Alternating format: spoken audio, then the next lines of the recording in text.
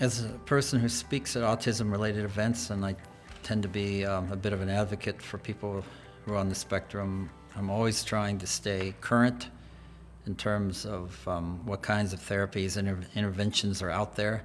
So, I mean, to me, social skills development is like learning how to play a musical instrument. Most of us learn the basics. We learn the major and minor scales and chords before we're able to play music on an instrument. And for me at least, social skills development was very much like that. I had to learn to feel comfortable making eye contact with people. I had to learn to nuance my voice so I didn't sound like I was speaking in a monotone, which I used to do quite a bit.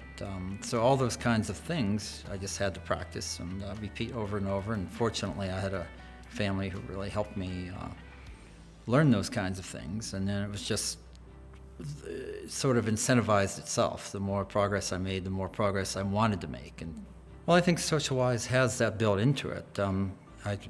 This morning I went through two hypothetical scenarios, the second one being how to handle rejection. And I was watching the two actresses, and then the guy comes up and then wants to, I think, take their picture or something, or ingratiate himself with them, and they basically turn him away. And on purpose, I chose the negative response because I wanted to see how that would play out. And I almost felt myself feeling worse in a way because of their responses. So it was something that kind of tapped into how I probably would have felt if I had been actually in that situation. So I wanted to see what would happen. The first scenario, I made the positive response, and then the second one, purposely the negative one, because I wanted to see the contrast between one logical and natural outcome versus the other.